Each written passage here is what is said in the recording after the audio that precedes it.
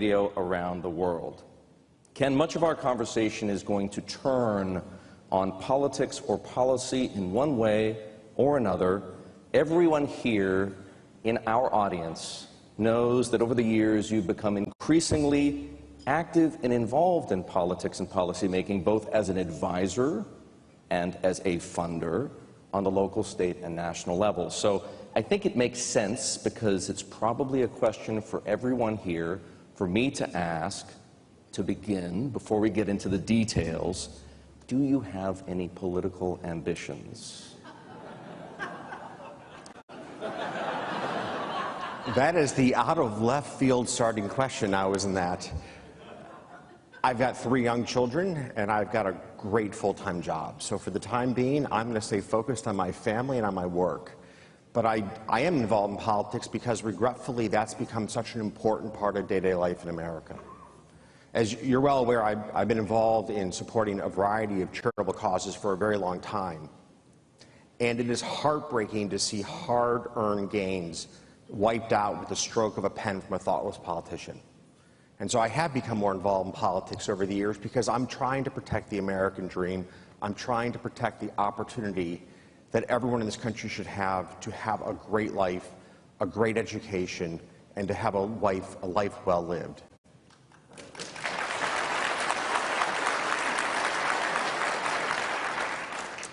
As you may imagine, folks, Ken and I are going to return to the topic of politics a little later in the show, but for the moment, I want to talk to you about the pandemic.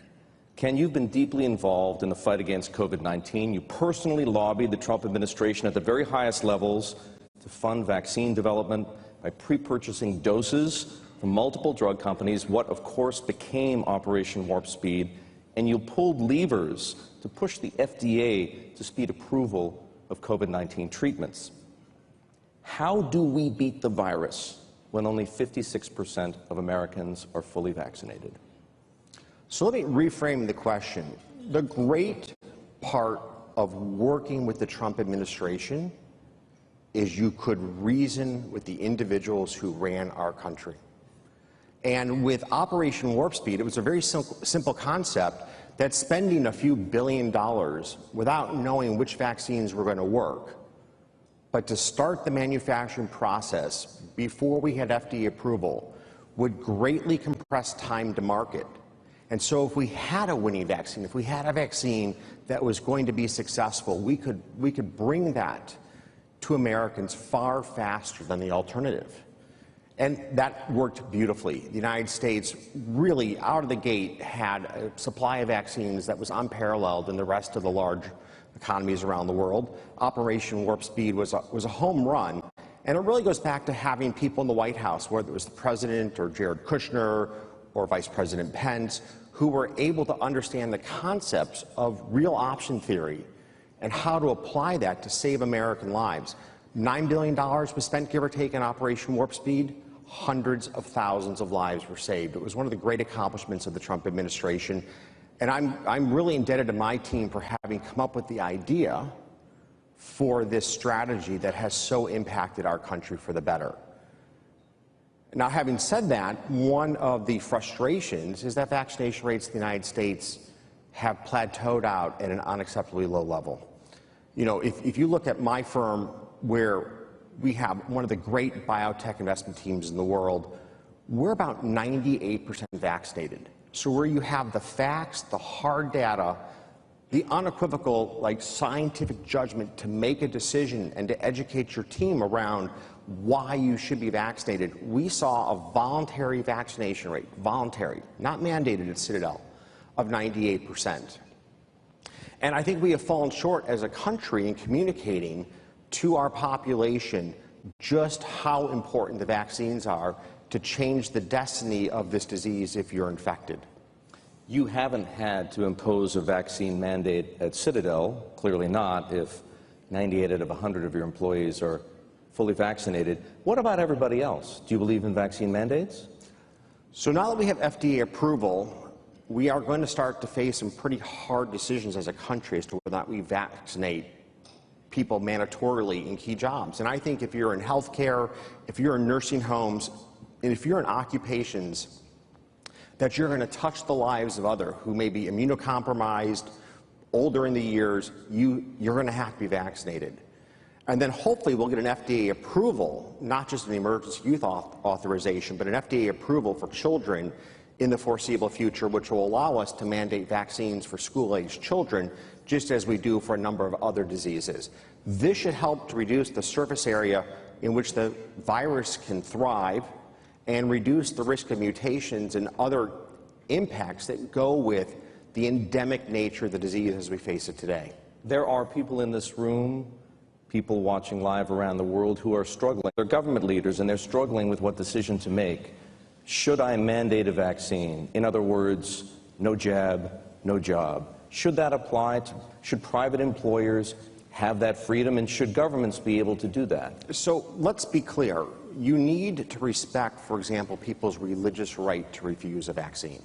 So it cannot be as a country that everyone has to be vaccinated, because we as a nation have a deep respect for people's individual and religious rights.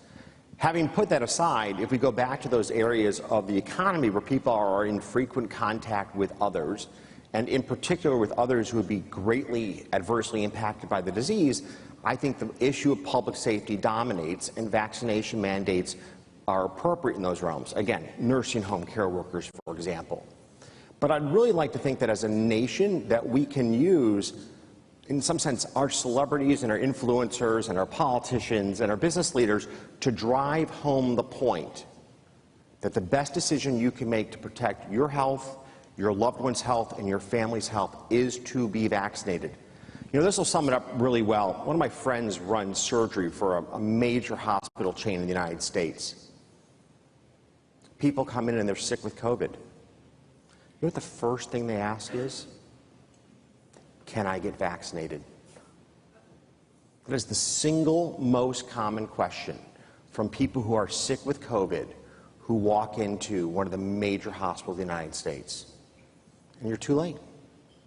And we need to get past the education and conspiracy theories that are really undermining the acceptance of this vaccine amongst our broader population. Can big companies across the country have pushed the return to office back to November, back to December, in some cases into 2022? Talk to me about the approach you've taken at Citadel and Citadel Securities, and whether you think it's a model others should follow. So you asked the question exactly right. Big companies have pushed back the return to work. Smaller companies are back at work. And in some sense, it's a pretty straightforward reason. Small companies are always on the edge of their own existence. They don't have a big economic moat from a big consumer brand name.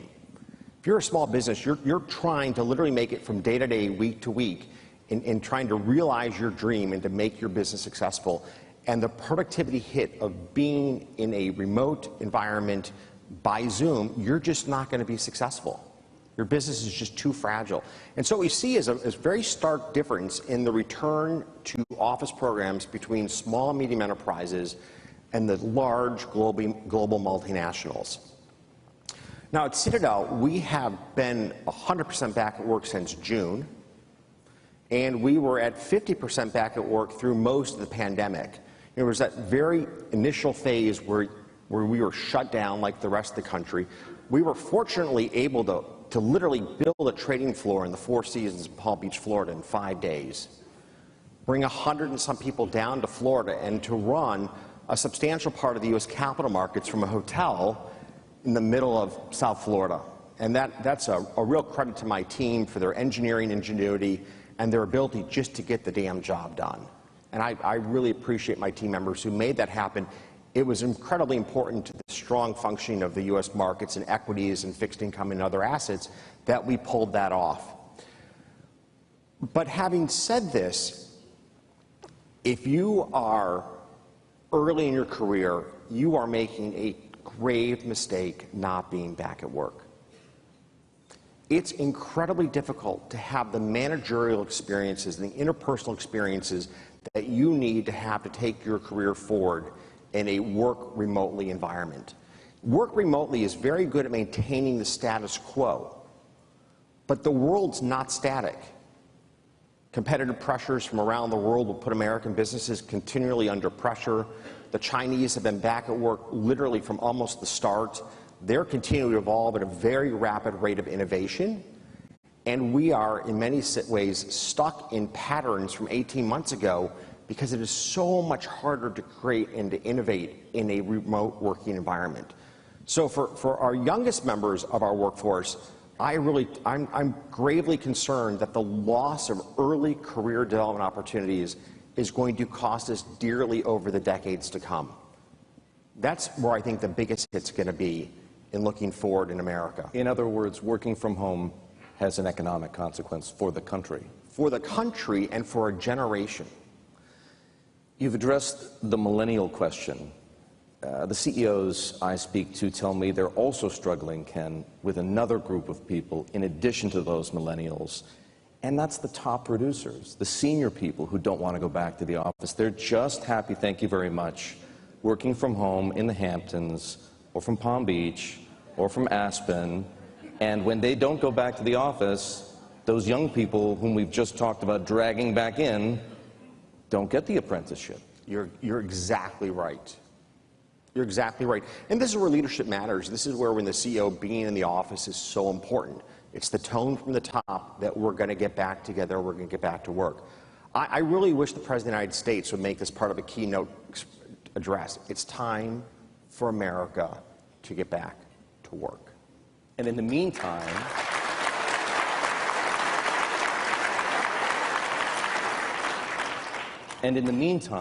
that burden of responsibility falls on corporate leadership and civic leadership to do the same thing? Absolutely. And what's disheartening is when you see some of our corporate leaders like Jamie Dimon really trying to push the return back to work message, the blowback from the popular press.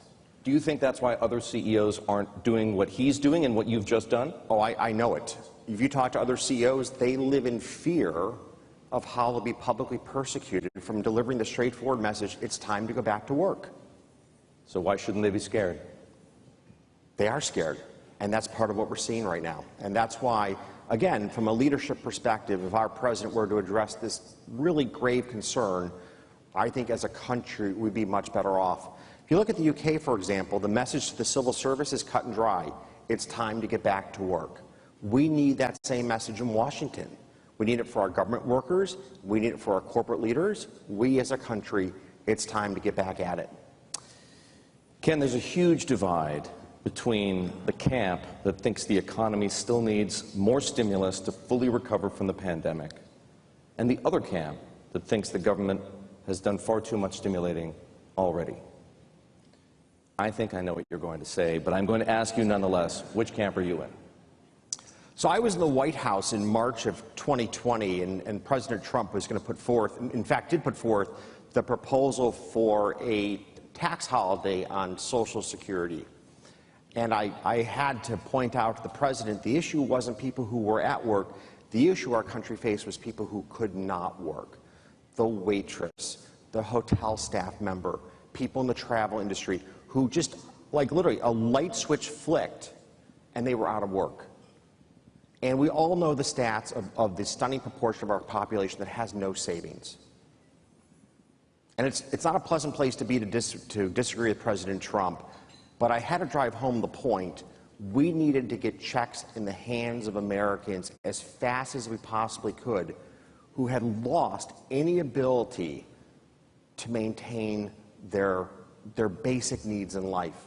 Like, this pandemic was going to wipe out millions, tens of millions of households that had no savings and no prospects of working for an unknown period of time.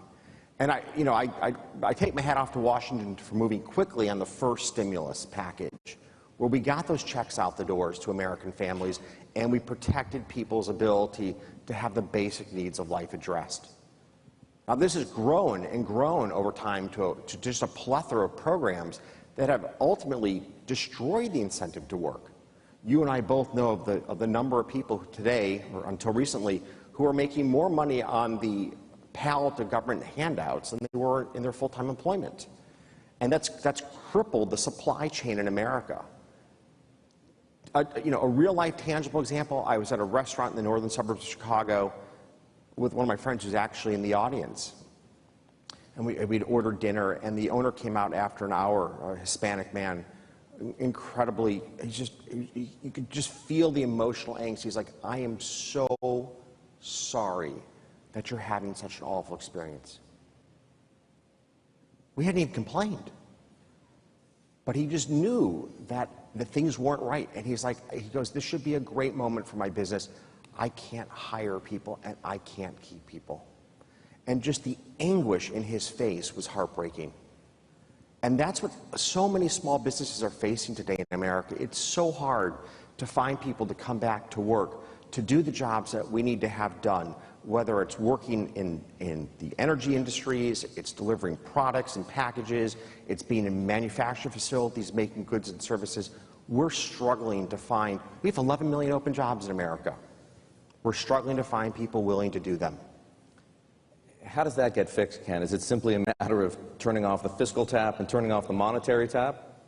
So it's really interesting that from a classic economic perspective, you would keep some level of government support in place to help us get back to full employment. And so your monetary approach is your general way of doing that. That's the ultra-low interest rates that we have in America and the very aggressive asset purchase programs being run by the Fed. The problem is that in Washington, the fiscal policies are actually disincentivizing.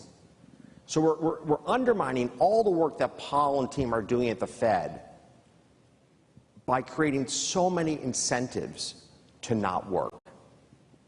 That's what we need to change. We need to align our fiscal policies with go back to work, and here's why, with our monetary policies that are very effective at encouraging capital formation and capital growth. Just so I'm clear then, and I think there are people here who'd like to know, the monetary policy that the Fed has pursued and is pursuing, you're fine with. You're aware that there are people who think they should have started to taper asset purchases long ago and that the next meeting is far too late and that we should be talking about the path to normalization for interest rates. So I'm going to tell you, it is a job that I would be so happy not to have. It just so happens you don't have it. And I'm so grateful I don't have that job. It's a no-win job right now. The Fed has a dual mandate of price stability and managing to have us at full employment.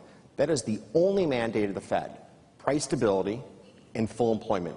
And let's be clear, right now we don't have price stability. Inflation at 5% is amongst the highest numbers that many in this room have ever seen in their lifetime. And the bet is it's transitory, and that's a big bet. But we're nowhere near full employment either. So the Fed's in a really tough box.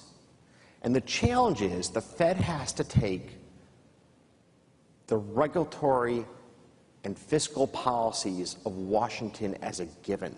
They can't influence those policies. And to the extent that those policies are working against what the Fed's trying to accomplish, they are really in no man's land in terms of a struggle. I think if I am Chairman Powell, I stay.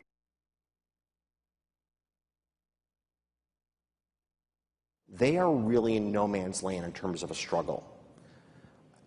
I think if I am Chairman Powell, I stay the course that I'm on, as unnerving as that is, because to see inflation running this hot is really unsettling. You know, there's a fear that we on-anchor inflation expectations.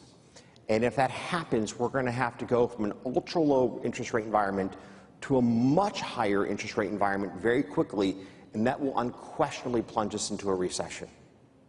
Huge risk, but all the same, you think the Fed under Chairman Powell should stay that course? I think he has to stay the course, given his dual mandate. Remember, it's not what we would want to do, it's what he is directed to do by mandate. And for what it's worth, I believe the sanctity of that mandate's important. Once we change the Fed's mandate to something that's more nebulous, I think the opportunity for political capture goes up dramatically. And I think that could be devastating to our country. There was a lot of talk during the last presidential administration that the Fed had become politicized. Do you think the Fed has become sufficiently depoliticized? It was perhaps the only time that I really publicly spoke out against Trump was actually defending Chairman Powell. Because I believe that Trump's efforts to cajole the Fed were inappropriate. We need to maintain the belief in the separation of the Fed from the whims of Washington to maintain a strong dollar. It's just that simple. And so every time a politician goes after the Fed in a very personal and inappropriate way, if you're part of the financial community, you need to give pause to that. You need to push back on that. You need to make it clear that we need this separation between the halls of Washington and the choices made within the Federal Reserve Board. There is a geopolitical factor, Ken, that is weighing on both fiscal policy and monetary policy, and that geopolitical factor is China. There are many Americans who believe that we're locked in an existential battle with China, a battle that will define the 21st century, and that it's high time we fought back. That's what they think. I want to be clear, and in fact, more importantly, I want you to be clear, but as I understand it, you believe the United States is making a huge mistake by trying to decouple this economy from China's, and that you believe it's just as existential a question. Am I correct? I think more troubling is, I think, in many very important ways, we have already decoupled. By restricting Chinese access to American semiconductors and to American software, we have pushed them into a national campaign to eliminate their dependency on the West in technology. So you can imagine a world where there's two completely independent hardware and software stacks. So in the United States, for example, it's Intel, it's Windows, it's Intel, it's Linux, and then it's the software ecosystem that lives on top of that is used by so much of the Western society, from Germany to France to Canada to Japan to Australia. I mean, the United States' dominance in technology over the last 50 years has been just stunning and a huge source of economic growth in our country. By cutting the Chinese off from access to American technology, we're forcing them to, in some sense, their space race is to become technologically independent. And in their space race, they're going to win. They're going to make this happen. You know, they graduate about 2 times as many graduates a year from college as we do, half of whom have STEM degrees. In contrast, about 22, 23% in the United States. So they're graduating ballpark 5 times more engineering talented professionals than we are per annum. The belief that we will be technologically dominant against those statistics is simply naive, misplaced. And so as the Chinese build out their semiconductors of this decade and their technology stack of this decade, not only will they use it in the biggest market in the world, which is their own domestic market of 1.4 billion people, but they'll push it to all their trading partners, the Brazils of the world, the Chiles of the world, all of Africa. And I can picture a world in 30 to 40 years from now where, in some sense, we have divided the world up between East and West technologically. And given the massive scale economies they have, I don't like our position in that outcome. You're aware that there's some skepticism about China's ability to compete on even footing with the West when it comes to super high advanced technologies like the lithography required to put wires on tiny little semiconductors. They haven't gotten there yet, and there are very few companies in the West that are capable of doing that. And there are similar arguments that are made about China's ability to innovate and think creatively in other areas of technology. You think that's nonsense? I think it's nonsense. In fact, I don't think I can just demonstrate it. The world's leading country in semiconductors is perhaps Taiwan. Now, China will argue it's part of China, so you have an interesting quagmire right there. But TSMC is unquestionably one of the world's greatest manufacturers of semiconductors. Now, they don't have the entire solution. They still buy a variety of equipment from around the world, but talk about being a powerhouse. You know, AMD's chip, which right now is the dominant chip in the Intel-AMD war, is made by TSMC. It's made by TSMC.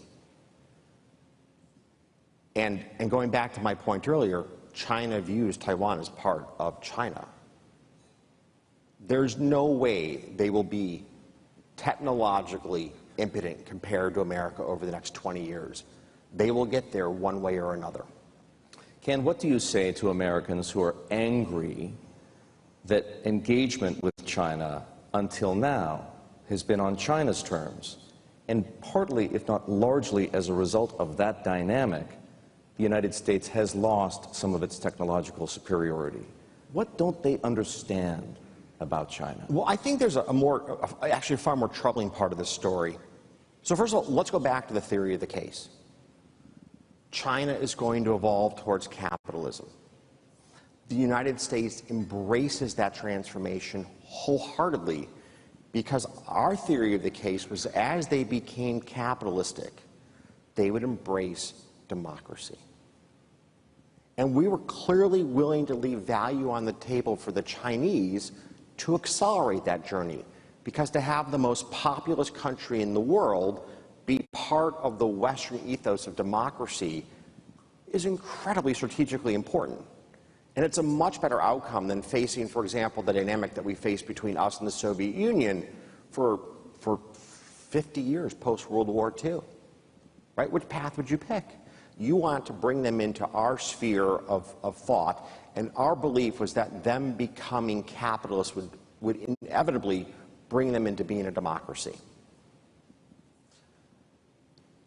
When we wrote the rules of the road with them, we did it with this mindset of making that happen.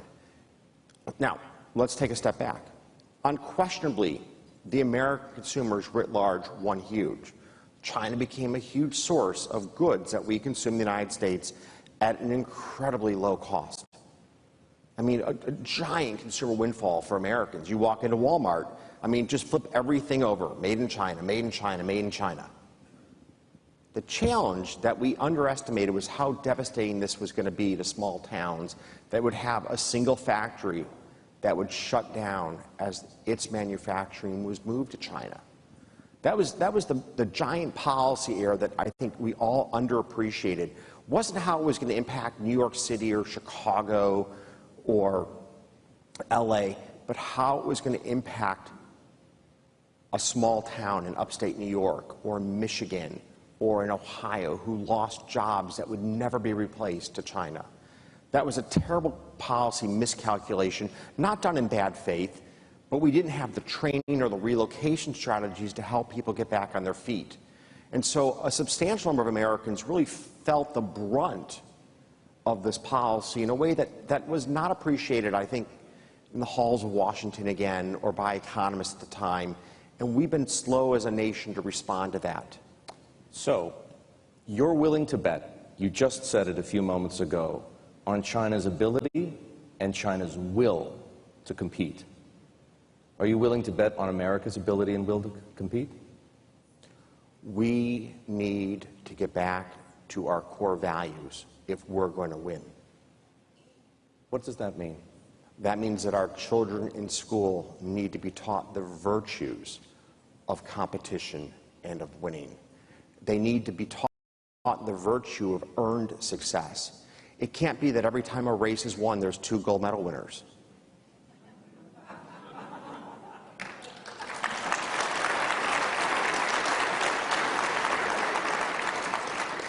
And earned success is so important to the psychological health of our country. When people know they've done a job well, they take pride in that. They derive psychological value from that.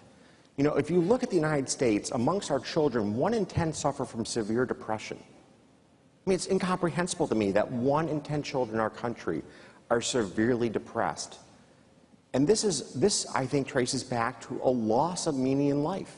When life revolves around your Instagram and Facebook account and not around how well you do on the sports field, how well you do in class, how well you do in your drama activities after school. You've lost your way in life. We need to teach our children math and science and how to read and how to write and how to compete and how to take joy in success. Because we need these children to lead our country in 20 years. For me, the most heartbreaking part of the pandemic, let me give you two stories.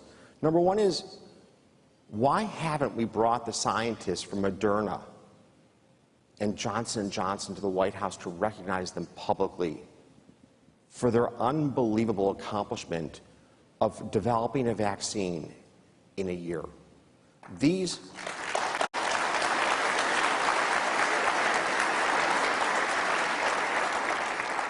men and women are the heroes of our lifetime, and yet they're nameless to everybody in this room for all intents and purposes. But they're the heroes of our lifetime. It took us 4 years, was our fastest prior time to market for development of a vaccine. This is like a miracle of science. And yet there are no heroes amongst this group. There are no people that our children are looking up to saying, I want to be like her. I want to make that happen one day. That's not happening. And at the same time, this is a nation, we won World War II because we outproduced the Germans. We produced more planes, more tanks, more ships, more artillery than one could ever have imagined up front to win World War II. I mean, it grossly understates the sacrifice of life and minimizes the bravery of those who fought for us in both the Pacific and in Europe. But a big part of the success story of America in World War II was the men and women who went to work in our factories to arm our military to win. Why do I talk about this? We couldn't make ventilators. We couldn't make ventilators. I don't know what our heroes of World War II would say about a country that in 60 years lost its management capability and block and tackle execution skills to make ventilators. Ken, part of what you attribute this lack of competitiveness to is functional. It's a problem in the education system, and part of it is cultural. This lack of drive for earned accomplishment. Is it possible that there's another factor as well? That if more Americans believed that the odds of success weren't tilted so far in favor of those with money, power, influence, and historic advantages, they'd be more competitive? In other words, inequality is part of the problem? There is no doubt that we have narrowed the window of opportunity in our country by our broken K through 12 educational system. There's no doubt. And it traces back to the rise of the teachers' unions in the 1960s, where we put the interests of our teachers as professionals in front of those of our children, who are the future of our country. And to be clear, I was at my high school class reunion a few weeks ago, largely to pay tribute to one of my teachers who was so important in my life, who was able to attend us and celebrate his birthday with us. We all have those teachers in our lives who left such a mark on who we are. But yet, I watched Mayor Manuel just absolutely get attacked by the teachers union for trying to do the basic necessity of having a longer school year and longer school day. Chicago is one of the shortest school years in the country. We have less hours of instructional opportunity for our kids than almost any other major city. And our mayor went to bat to change that and got batted over the head by the teachers union. And it was a disgrace. He worked so hard to improve our public schools in Chicago, and to see that undermined continually by the unions has been heartbreaking. And now what's even more remarkable is the idea of us unionizing our principals. We're going to take away the people who are most accountable And I got to tell you, I hosted a dinner for our principals a few years ago just to thank them for a number of our higher achieving principals. Just dinner to thank them for a job well done. And when you hear the struggles they face in dealing with the teachers union, and you hear how hard families work to overcome these obstacles, you know, one teacher spoke about, or one principal spoke about how they, by union contract, cannot teach a certain math class in their school with their staff.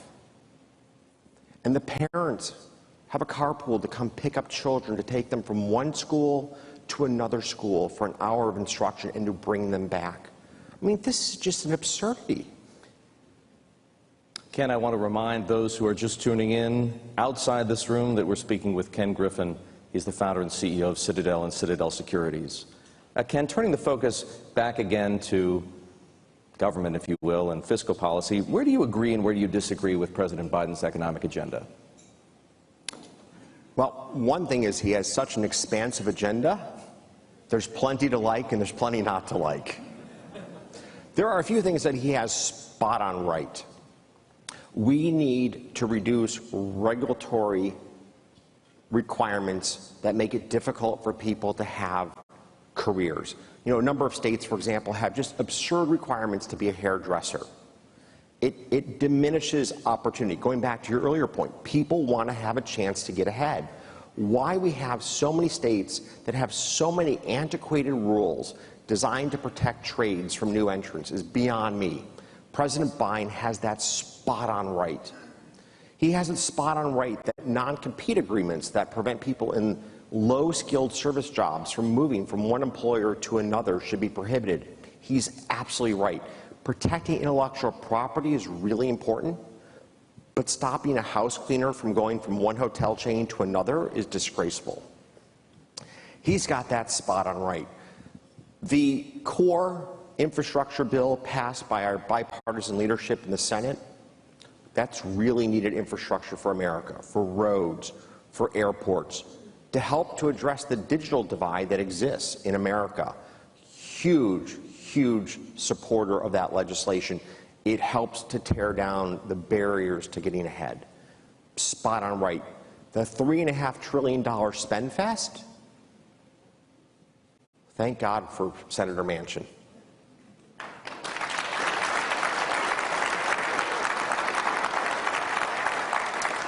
And he's spot on right. We are not in a position to be taking on crippling debt at the end of an era of taking on crippling debt. To engage in just an absolute, there's not like a portfolio of pork belly spending unlike any we've seen before. You know, here, this sums it up. We can debate EVs and their impact on climate, but if we're going to agree that electric vehicles are good for climate change, then I don't see why one vehicle is better than the other. But they want to have a subsidy for electric vehicles made in America in unionized plants, but not plants that are not unionized. This is really an incredibly partisan and, in my opinion, corrupt piece of legislation. And I give Manchin credit for having sworn, he says in his op-ed, I swore an allegiance to the nation and the fidelity of its Constitution, not to a political party. I wish we saw more people in Washington who understood when elected to office, America comes first.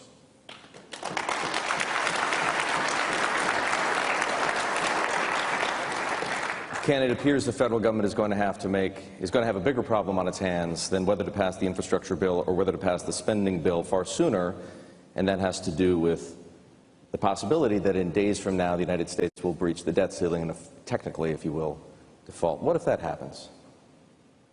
Wow. You know, we played this game of chicken before, and every time somebody blinks, and I hope that cooler minds prevail, and we blink again before we go over the cliff. I do think the Democrats have a responsibility to push the solution to this problem forward. It's their profligate spending that is causing so much unrest within the moderates of their party across the Republican flank. They need, if they're going to try to push a $3.5 trillion spending bill, they should be pushing, first and foremost, the solution to the debt ceiling issue. They've got to give on this front. Not the Republicans, not Senator McConnell. Look, I think Senator McConnell's in a really tough spot to be put, like, you're supposed to sign off on a spending bill that not one member of your party approves of. This is where we need compromise. And both sides need to come to the table to compromise, and one side's not even at the table right now. Ken, a few questions for you about the markets in which your companies operate.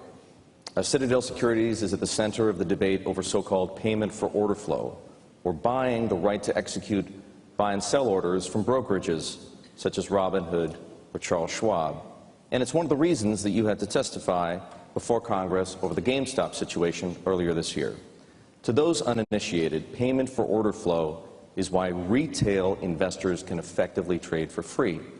But critics argue that there's nothing free about it, and the hidden costs of why firms like yours are making so much money, are the reason firms like yours are making so much money as market makers. I'm not going to get into that debate over whether it is beneficial or whether it's not beneficial. We can litigate that elsewhere. But there is, Ken, a renewed interest in Washington in regulating payment for order flow. And I'd like to know what's at stake for Citadel Securities if payment for order flow were banned. Let us hope that in Washington we maintain the status quo, that brokerage firms have a duty to secure the best execution they can for their customers. That's the basis on which we compete. That's the basis on which we win. Now, let's take a step back. Payment for order flow is a cost to me. So if you're going to tell me that by regulatory fiat that one of my major items of expense disappears, I'm okay with that. You would be quite fine if payment for order flow were to disappear tomorrow. At 100,000 feet, I'm quite fine with that, so long as we leave the standard that execution quality is how orders should be allocated amongst market centers. Now, having said that, I think that the diminution of participation in our capital markets from the reintroduction of commissions would be a huge loss. I hat off to the team at Schwab, which is now Schwab Ameritrade or E-Trade or Robinhood, for really democratizing finance in America. It hasn't all been good, but it's been really good in broad strokes. And free trading has been a big part of the story. The cost of trading has come down dramatically since I was in college. I used to spend $20 or $30 a trade. Now you can trade for free. And work by firms like Citadel Securities made that a reality. So from my vantage point, we want to hold on to this democratization of finance that's taken place. If payment for order flow helps to maintain that as a reality, I think that's good for everybody. But from my vantage point, having one of my major cost lines eliminated, I'm going to be a winner in that scenario. So I find this to be a very curious debate that we're seeing unfold in Washington, because as I testified, all I want to know is what are the rules of the road. If I have to drive on the left, I'll drive on the left. If I have to drive on the right, I'll drive on the right. Just tell me how you want me to drive. Others would love to know what you think about crypto. Cryptocurrencies have become a $2 trillion market. And a number of other big trading firms, including those in this town, such as DRW and Jump Trading, are making a big push into crypto. Do you believe in crypto? And even if you don't, Ken, should your businesses be active investors or traders in crypto anyway? That is a great question. So first and foremost, I wish all this passion and energy that went into crypto was directed towards making the United States stronger.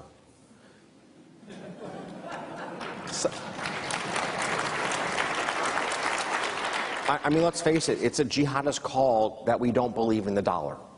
I mean, what a crazy concept this is, that we as a country embrace so many bright, young, talented people to come up with a replacement for our reserve currency, which helps to make our standard of living a reality and accrues incredible benefits back to our country.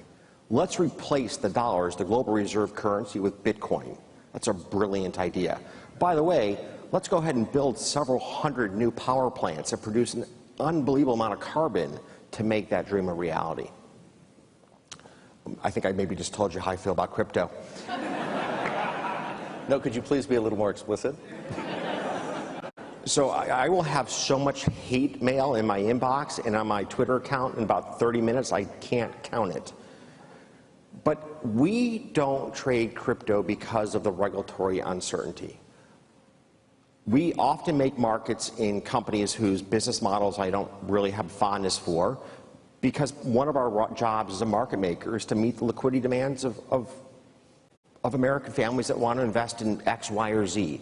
And frankly, it's not my job to tell them if they're right or wrong. It's my job to provide them with the best possible price. Because of the lack of regulatory certainty around cryptocurrency, we just aren't involved today. And I really believe that Chairperson Gensler is spot on the need to have thoughtful regulation around cryptocurrency. I actually think that doing so will make it a smaller market because it'll become a far more competitive market when there's regulatory clarity. And that will be good. A smaller market, less people involved who are frankly just trying to make a quick buck. And whatever the virtues are of that product, and I think those are pretty nebulous, will become very different in a world of competitive exchanges and competitive pricing by tier one market makers willing to put their best foot forward. So I really believe that Chairperson Gensler is spot on the need for regulation. And the SEC's got a solid history of writing good regulatory policy. To be clear, though, if it were regulated, you would trade it? I would trade it because it would meet the needs of our online brokerage partners who want to have a tier one firm making prices. I mean, part of the reason that we are so significant in retail market making is our incredibly high reliability. We're there every day and every minute of every day. And we provide a great service every day and every minute of every day. And they want us to provide pricing in crypto. I just don't want to take on the regulatory risk in this regulatory void that some of my contemporaries are willing to take on. Ken, when you last spoke here at the Economic Club of Chicago in 2013, you described this as a city and state, and I'm quoting you directly, with broken schools, bankrupt pensions, rising crime, a declining tax base, and public corruption. Here we are. It's 2021, 8 years later. How's Chicago doing? Better or worse?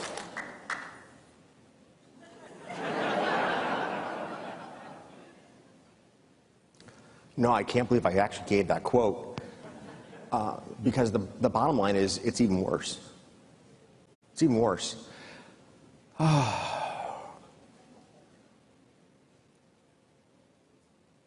Since I last spoke in 2013, 25,000 of my fellow Chicagoans have been shot.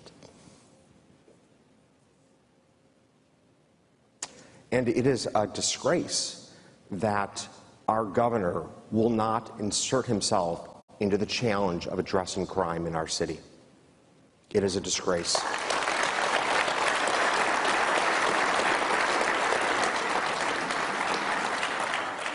I was on a call with him back in the height of the civil unrest and arguing with him to declare a state of emergency to deploy the National Guard.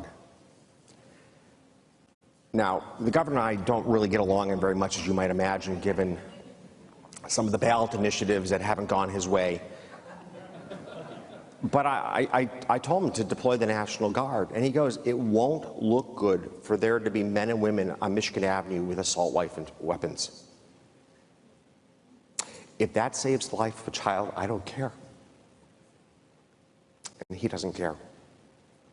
So we have our work cut out for us because we have a government in our state that continually puts votes in front of people, votes in front of lives, votes in front of schools.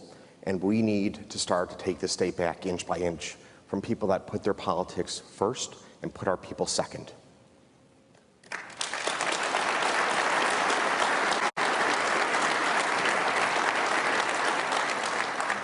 And I definitely will not be getting a fruit basket this year. Of course, we're here not just to talk about problems, Ken. We're here to talk about solutions. Give me 3 suggestions, the 3 most critical steps that the elected leadership in this city and this state, Mayor Lightfoot and Governor Pritzker, should take to reverse Chicago's slide. We have known what to do since I spoke in 2013. We've known what to do since the start of this century. That's what makes this so frustrating. We need to reform our pensions to make the state fiscally sustainable. I do not see why new state employees are not put into Social Security like the rest of us. And to the extent that we want to augment their pensions, we have a defined contribution plan like the rest of us in this room have. That gets our spending under control in the long run. Number 2, and this is a far more recent problem, we need to support our colleagues in public safety, our police force. We need them.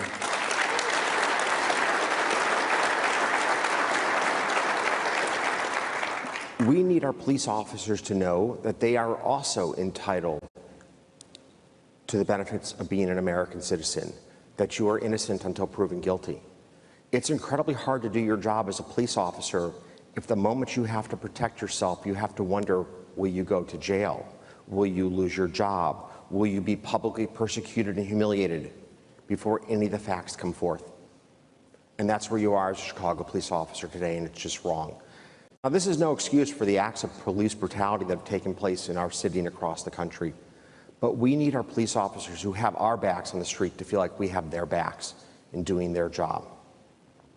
And third is we need to fix our schools. I spoke about it earlier. Chicago continues to have a very short school day, a very short school year. And we now have children who have lost a full year of learning due to the pandemic. And there's no real plan to put them back on track. And we need to deal with that issue, and we need to deal with it here and now. Ken, at the risk of being blunt, why are you still here in Chicago? And why are Citadel and Citadel Securities still here in Chicago? We aren't as here in Chicago as we were as much in 2013. We now have well over 1,000 people in New York. It's become the center point for our hedge fund. It's becoming ever more difficult to have this as our global headquarters, a city which has so much violence. I mean, Chicago's like Afghanistan on a good day. And that's a problem. You just mentioned New York. I mean, I'll put this in black and white. I probably had 25 bullet shots in the glass window of the retail space in the building I live in. They tried to carjack the security detail that sits outside my house. That didn't go so well for the carjacker, but it just tells you like how deep crime runs in this city.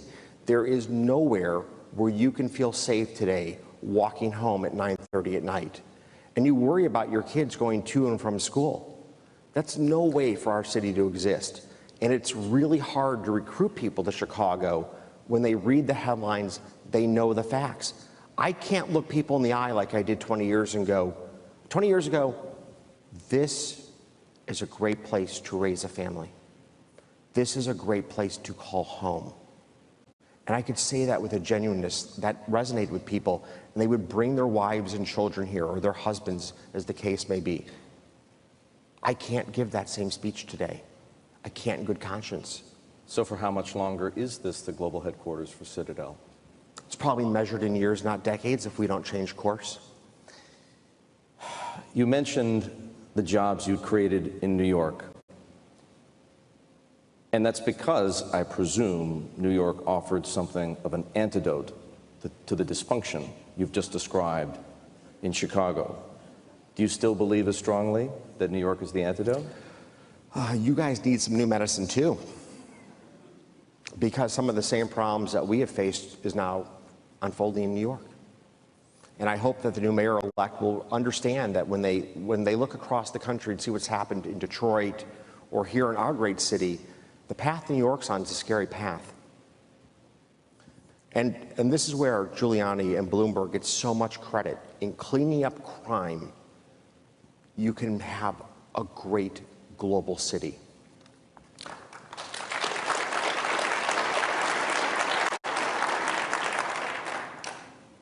This may be the same question asked two ways. Where are business conditions in this country best, and where are you doing most of your hiring today? Those are two very different questions. So business conditions in this country are definitively far stronger across most of the Sun Belt states. Less regulation, less taxes, a workforce that generally is very much of the ethos of, I'm here to earn it. The northern cities still have a phenomenal advantage. In Chicago, it's called University of Chicago. It's Northwestern. In New York, it's Columbia. It's Yale. In Boston, it's Harvard. Our great universities are epicenters of success, the Silicon Valley and Stanford. And those schools anchor our great northern cities. The South doesn't have that yet writ large. But as that changes over the years to come, as universities in the South continue to get stronger, University of Texas at Austin, or Rice, or Georgia Tech, which is unbelievably good, you're going to see the balance of power shift from the north to the south as the ease of doing business in the South triumphs the richness of human capital that is created by the great schools in the north. Okay, that's the first question. Where are you doing all your hiring? We are doing our hiring now all over the country. New York's still a huge source of hiring for us. Chicago's become smaller on a relative basis. And then we are about to sign an office space in Miami. And that will be for quite a bit of square footage, and we are going to have a lot of people living there. Earlier today, you said it breaks your heart to be so personally and financially engaged in politics, that you wouldn't do it if you didn't have to, in other words. What is your personal philosophy on political engagement? When will you spend your money and why to fight political battles? And is there a limit to the distance you'll go? We went pretty far in the fair tax bill, if I may say so. For those who... I should explain, for those who don't know, both Governor Pritzker and Ken here spent in excess, if I'm not mistaken, of $50 million of their own money fighting a bill over a graduated tax rate. And the proposal was defeated, which is to say you and your allies in that respect were victorious.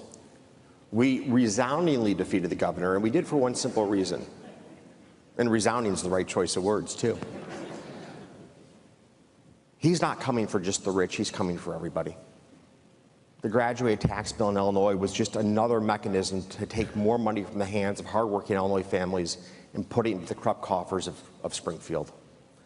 And I know every person in this room would sign up for higher taxes if it meant reform of our pension plans and an end to corruption. I know every person in this room would agree with that. And we have seen...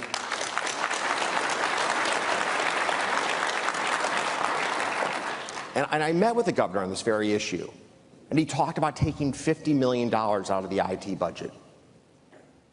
$50 million in a state that has a $240 billion problem. He lives in a different reality. I mean, if you look at this state, Exelon just got a $700 million bailout for its nuclear fleet, having admitted it was engaged in corruption just a few months ago. There is no ends to the amount of corruption that takes place in Illinois, and it loses the credibility of Springfield and of the House of the governor. So Illinois has to put its house in order, and we've got to do it quickly, because every single day that slips through our fingers, the liabilities get bigger and the ability to change course gets smaller. And I really hope, and this is what kills me, J.B. Pritzker, Governor Pritzker, understands the math. He understands the issues. I can't believe he won't actually use the stunning amount of political capital he had to fix the problem. The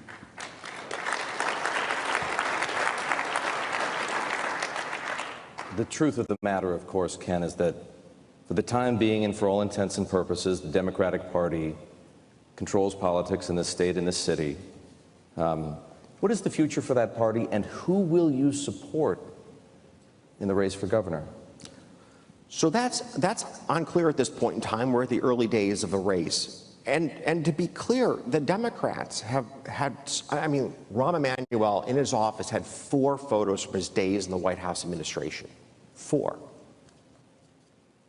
One was when we signed NAFTA, one of the great accomplishments of North America. No one in this room has ever woken up and said, I'm worried about going to war with Canada or Mexico. Now, think about that for a second.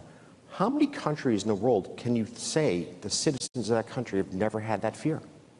Like, you've never woken up and said, we might go to war with the Canadians. I'll guarantee you that. But you can't say that if you're in Europe. You can't say that if you're in Asia. I mean, could you imagine living in South Korea and you have the risk of nuclear annihilation every day from your neighbor to the north?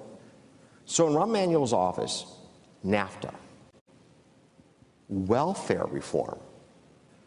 Ready for the next one? This next one's breathtaking. A balanced budget at the federal level.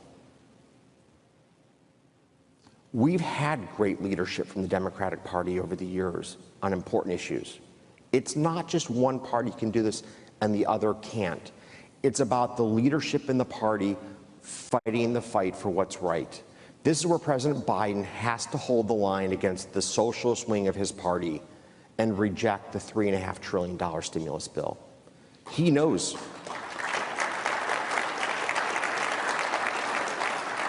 He knows that's the right thing to do. And so I've supported people from both parties in races across the country, Democrats and Republicans. I don't care about the sticker on your back. I care about how you're going to play on the field and what you're going to stand for as a politician. Ken, you spoke favorably about your interactions with the Trump administration and recalled the one time in which you spoke out publicly against the president. Would you support Donald Trump if he runs again for president in 2024? I think it's time for America to move on.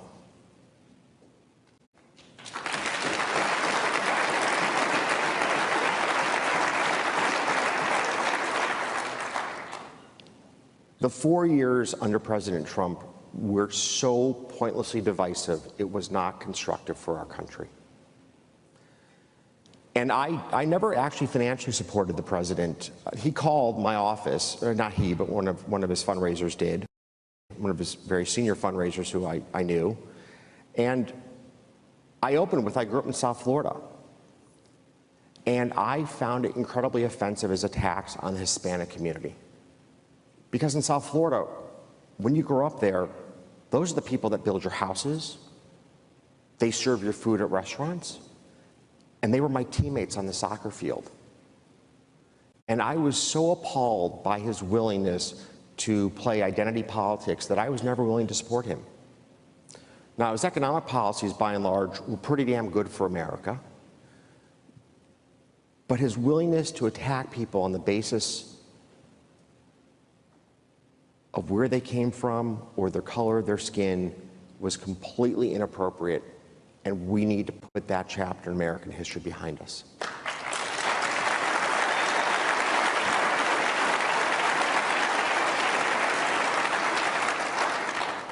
You've recently, well, over the past several months, let's put it that way, been giving significant amounts of money to Governor DeSantis, not directly to him, of course, in Florida. Is he your pick to be the Republican nominee?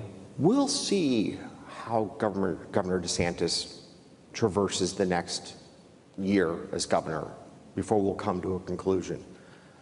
Out of the gate, he did an incredible job of protecting the retirees in South Florida, or all Florida, from COVID. I mean, just knocked the ball out of the park. And what amazed me was how much praise Cuomo got in New York for managing the pandemic, and how much DeSantis was attacked. And I think the record bears it out, that in the early days of the pandemic, the team in Florida did a great job of protecting our most vulnerable. Just a great job. I've been frustrated, and we have been very clear in this frustration. I've been frustrated with the position on masks, because it has overshadowed his messaging on vaccinations. He's caught himself up in a political maelstrom of putting the concept of personal freedom first and foremost around masks. And I understand the principle, but Florida's a really diverse state. He should have let each county make a decision on its own. Palm Beach, everyone would wear 3 masks if they could. And in the panhandle, no one would wear a mask.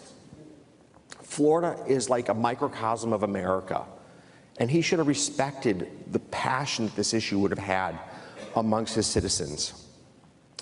And in this sort of giant political mess he's made, he's lost the messaging point, and he's been really good on this about the importance of vaccines. You know, we pushed him hard to try to go out there and make it clear Florida would be the first state to have booster shots for retirees. I mean, I think that's a really great talking point for somebody looking to run for president, is to make it clear that you will do whatever it takes to protect our most vulnerable. And I think he's lost that window of opportunity. He's got 12 more months to show how strong he can be as governor, and let's be clear, he's super sharp. He's done a phenomenal job of getting Florida's economy through this pandemic. We've had an outcome with COVID in that state that's lackluster, unfortunately. But I think people that live in the state feel like they've really had their personal rights respected. And that came down to a very central point around the whole pandemic from day one. From my vantage point, America had 2 choices, and I told this to the president. We can declare war on the virus like they did in South Korea, and we can do whatever it takes to contain it, like they did in South Korea or Taiwan or Israel.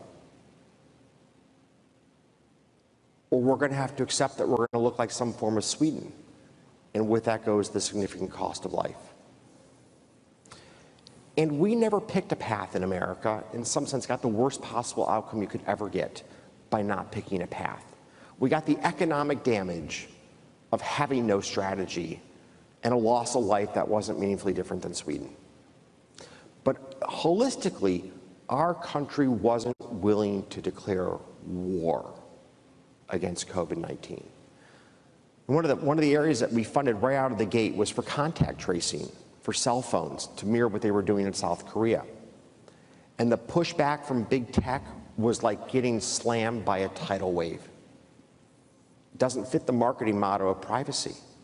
Marketing motto, for God's sake, like we are being attacked by a virus that is going to kill hundreds of thousands of Americans, and you're worried about your marketing motto? The country lost this battle in the first attack when we weren't willing to do what it took to shut down America, to truly contain COVID-19, and then to get back on our feet. And we've all paid just a catastrophic price as a result. Ken, we have had a conversation. We have everyone to end would on a agree. different note, too, because that's like such a downer. And we are about to end on a different note, everybody. We had a conversation that I know everyone would agree has been profound and, as advertised, provocative. But I would be remiss here in Chicago if I didn't ask you whether the Bears should move from playing in the city to Arlington Heights. I so hope they stay in Chicago.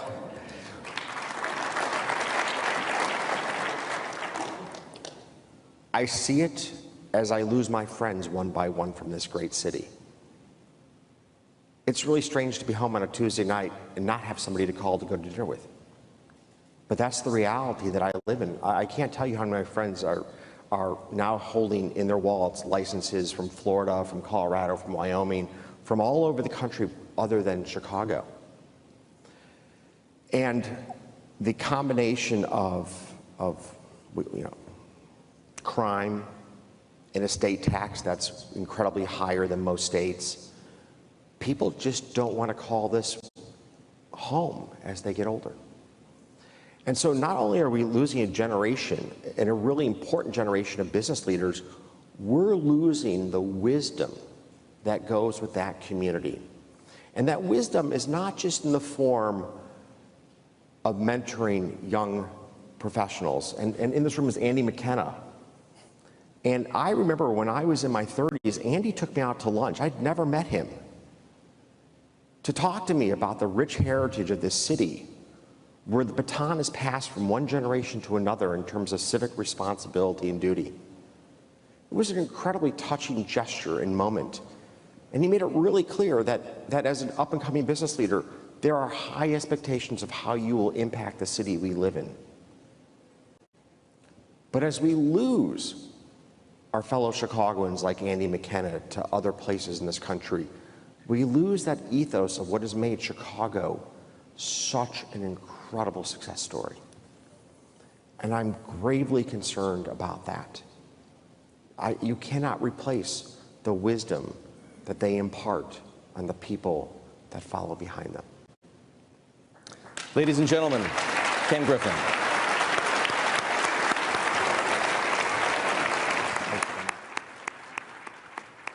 And we were just listening there, of course, to Ken Griffin, the Citadel founder and CEO, in conversation there with our very own Eric Schatzker out at the Economic Club of Chicago. It was a pretty wide-ranging interview there that touched on a lot of different issues, including local politics in Chicago, state politics in Illinois, and, of course, federal politics across the country. He even touched on issues with regards to